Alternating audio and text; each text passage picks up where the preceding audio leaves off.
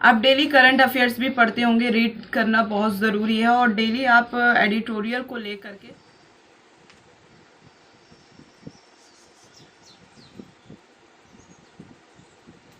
आज थोड़ा देर हो गई थी उठने में, इसलिए आज देर से उठे।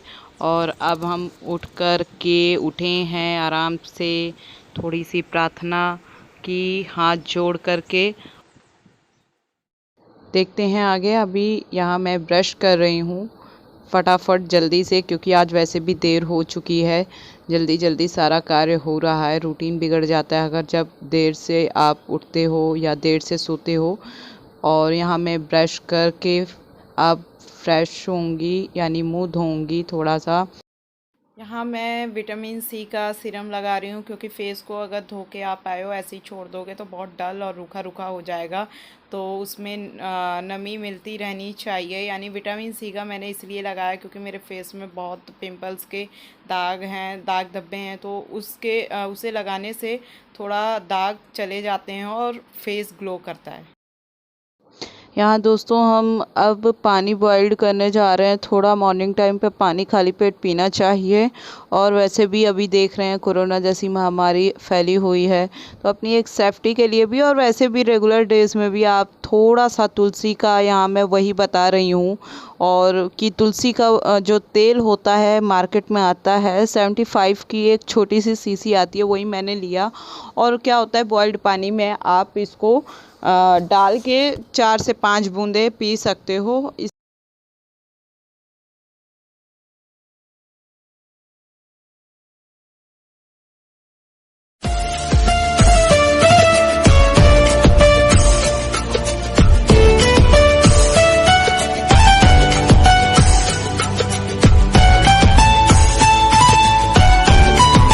करंट अफेयर्स पढ़ने द हिंदू। और द हिंदू जो न्यूज़पेपर आता है, जो नए स्टूडेंट हैं उनके लिए मैं बता रही हूँ कि किस तरीके से उन्हें पढ़ना है, कैसे रीड करना है। क्योंकि कभी कभी होता है जो हिंदी मीडियम के स्टूडेंट होते हैं नहीं कवर कर पाते हैं, क्योंकि ऑलरेडी जब वो हिंदी मीडियम के उन्हें थोड़ी बहुत इंग्लिश में कहीं ना कहीं समस्या आती है। तो इस वजह से अब मैं दैनिक जागरण पढ़ भी रही थी, तो हालांकि मुझे उसमें ज़्यादा उतने तथ्य नहीं मिल पाते हैं।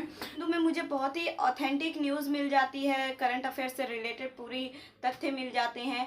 हालांकि मुझे भी समस्या होती थी पहले, क्योंकि मैं भी हिंदी मीडियम की ही स्टूडेंट हूँ। लेकिन अब मुझे नहीं होता, क्योंकि ये टेक्नोलॉजी जो है ऐसी आ गई है कि मतलब आप थोड़ा सा भी स्कैन करो और तुरंत आप चीज़ें हिंदी में या ट्रांसलेट करके देख सकते हो। तो धीरे धीरे मैंने अपनी वोकेबुलरी में भी वर्क किया। देन उसके बाद मुझे चीज़ें बहुत हद तक इसमें समझ में आने लगी और मैं कई समय से द हिंदू पढ़ भी रही हूँ। तो मैं सभी स्टूडेंट को कहूँगी कि जब भी आप इंग्लिश मीडियम के छोड़ के हिंदी मीडियम लेते हैं या हिंदी मीडियम के स्टूडेंट हैं, तो आप कोशिश करें कि शुरू से ही अपनी इंग्लिश पे कम से कम थोड़ा बहुत वर्क तो करें ही, कि जिससे काम चल जाए, चीज़ें आपको समझ में आ जाए। फिर चाहे आप हिंदी मीडियम में दें या इंग्लिश मीडियम से, कोई मायने नहीं रखता। हालांकि हिंदी मीडियम का रिजल्ट कम आ रहा, पर कोई बात नहीं, कोशिश जारी है। और देखते हैं, जब तक लक्ष्य को भेद नहीं देते हैं तब तक इंसान, और या जब तक अटेम्प्ट नहीं ख़त्म होता है, पूरी मेहनत के साथ जो भी स्टूडेंट है वो लगे रहते हैं। और चलिए अब आगे देखते हैं।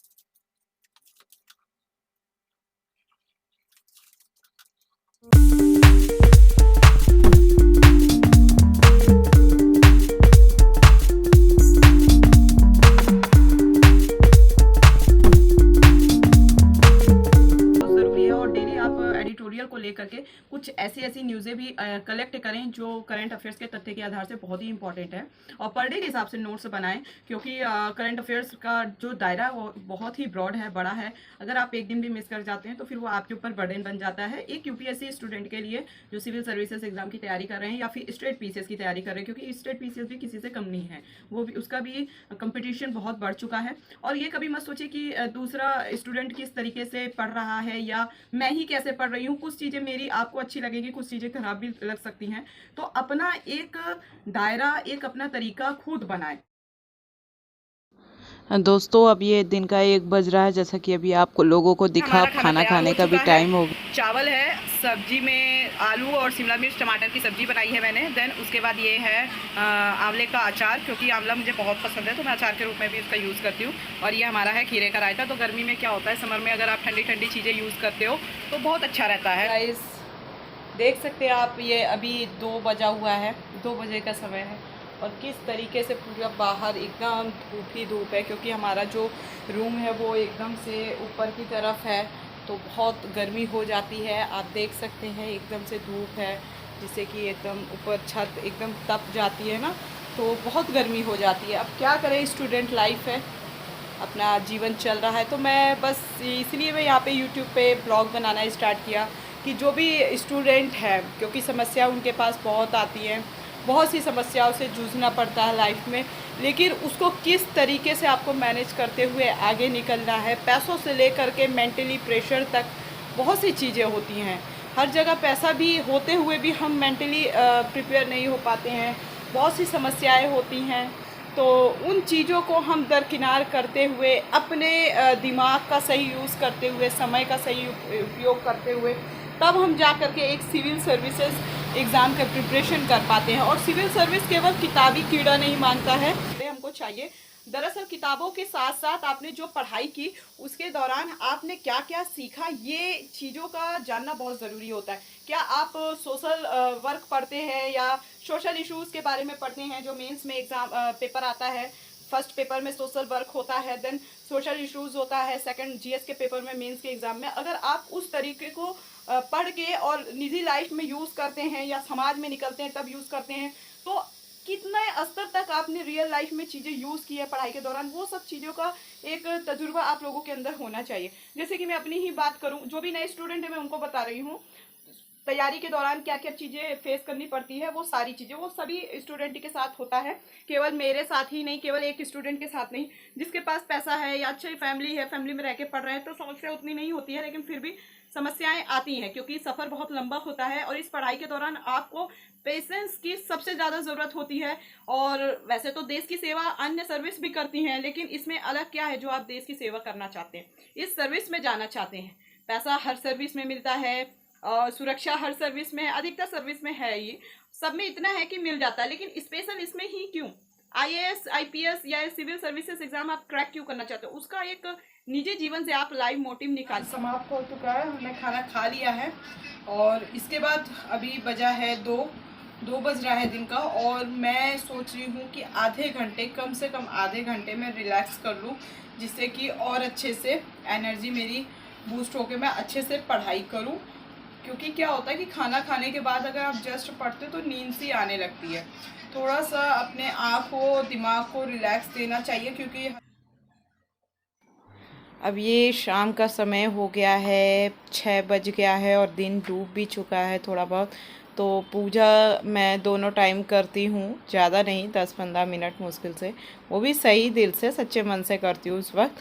और पूजा करना भी बहुत ज़रूरी है क्योंकि ये हमारा कर्म धर्म है और इसे आप इग्नोर भी नहीं कर सकते हो। इससे करने से मन में शांति, दिमाग में शांति ज़रूर मिलती है, चाहे थोड़ी सी मिले पर मिलती ज़रूर है। दोस्तों यहाँ पे मैं सिविल सर्विसेज एग्ज़ाम की टेस्ट सीरीज़ सॉल्व कर रही हूँ। टेस्ट सीरीज़ है दृष्टि की, जो यूपीएससी 2021 की टेस्ट सीरीज़ है।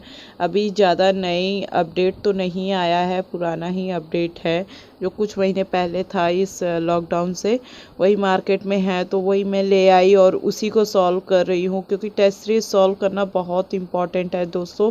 अगर जो विद्यार्थी नए हैं उनको भी मैं बता रही हूँ कि शुरू में जो चीज़ें आप अलर्ट रहेंगे, जिनसे वो ठीक रहेगा और पता रहेगा आपको, तो बहुत आपको आगे चल के समय की जो बर्बादी होती है वो नहीं हो पाएगी। तो साथ साथ आप टेस्ट सीरीज, पिछले साल के क्वेश्चन पेपर ज़रूर सॉल्व करें, उससे आपको एग्ज़ाम में, एग्ज़ामिनेशन हॉल में एग्ज़ाम के वक्त आपको हेल्प मिलेगी। पता रहता है कि किस प्रकार के क्वेश्चन पूछे जा रहे हैं या पूछे गए हैं पहले। तो test series must be important कि आप इसको सॉल्व करो ही करो। मैं दृष्टि की टेस्ट सीरीज़ सॉल्व करती हूँ और विज़न की करती हूँ। करंट अफेयर्स विज़न का बहुत अच्छा